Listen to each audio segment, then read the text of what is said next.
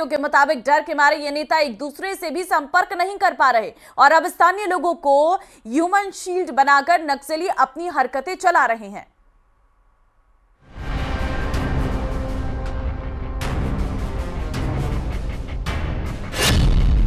नक्सली संगठन में हुआ नेतृत्व संकट।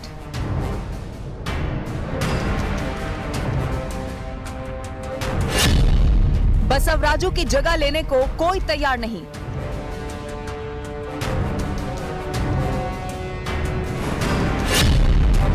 डरकर जान बचाने में जुटे नक्सली कमांडर।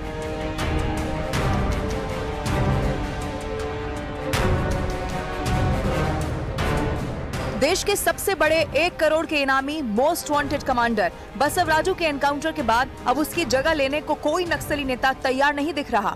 सुरक्षा एजेंसियों से न्यूज 18 को मिली एक्सक्लूसिव जानकारी के मुताबिक नक्सली संगठन के बड़े बड़े कमांडर जिन पर लाखों करोड़ों के इनाम है, वो अब चीफ बनने से साफ इनकार कर रहे हैं, क्योंकि इन इनामी नक्सली नेताओं को अपनी जान का डर सता रहा है।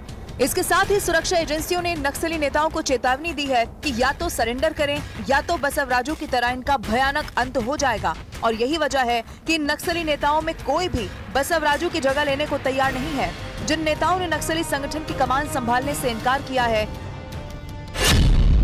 उनमें गणपति, भूपति, देवन्ना और सुनील जैसे 1 करोड़ के इनामी नक्सली नेता हैं। वहीं गोपन्ना, चंद्रन्ना, बालकृष्णा, गणेश, सुजाता, हिडम्मा जैसे 40 लाख के इनामी नक्सली नेता भी हैं और इन लोगों ने भी नेतृत्व करने से इनकार कर दिया है।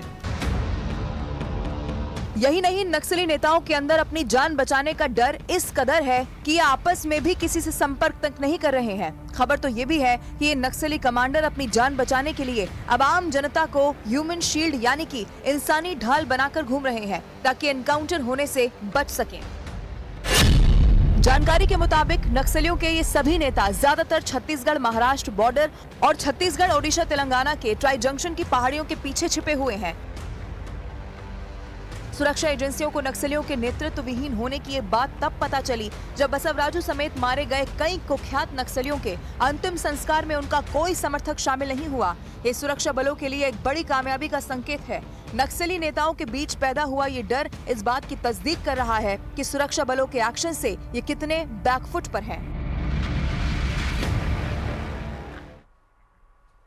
ओडिशा की विजिलेंस टीम ने जब ग्रामीण विकास विभाग एक इंजीनियर के घर छापा मारा तो हैरान करने वाली तस्वीरें सामने आई।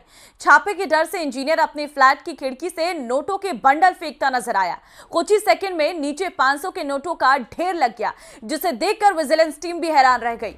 उसके फेंके नोटों के बंडल नीचे बने एक टीन शेड पर गिरे। छापेमारी के दौरान इंजीनियर वैकुंठनाथ सारंगी के भुवनेश्वर वाले फ्लैट और एक दूसरे घर के से करीब 2 करोड़ कैश मिला है और जिसे गिनने के लिए विजिलेंस विभाग को नोटों की मशीन लगानी पड़ी है। साथ ही भारी मात्रा में सोने के जेवर और महंगे सामान भी बरामद हुए हैं। आरोपी के घर से इतना कैश बरामद हुआ कि विजिलेंस टीम को उसे गिनने के लिए काफी वक्त लगा।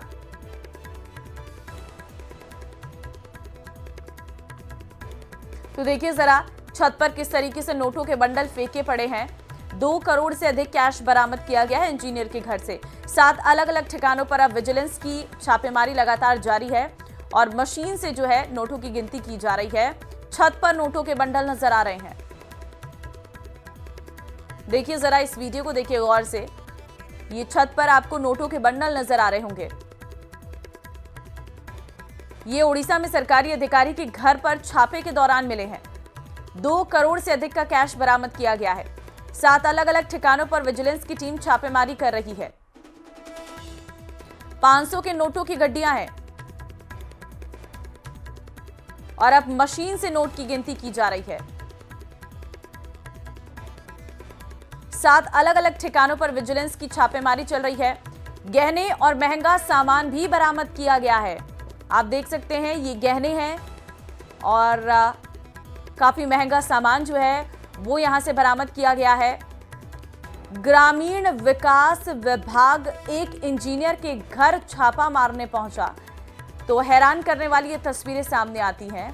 छापे के डर से इंजीनियर अपने फ्लैट की खिड़की से नोटों के बंडल फेंकता नजर आया और कुछ ही सेकंड में नीचे 500 के नोटों का ढेर लग गया, जिसे देखकर विजिलेंस टीम भी हैरान रह गई।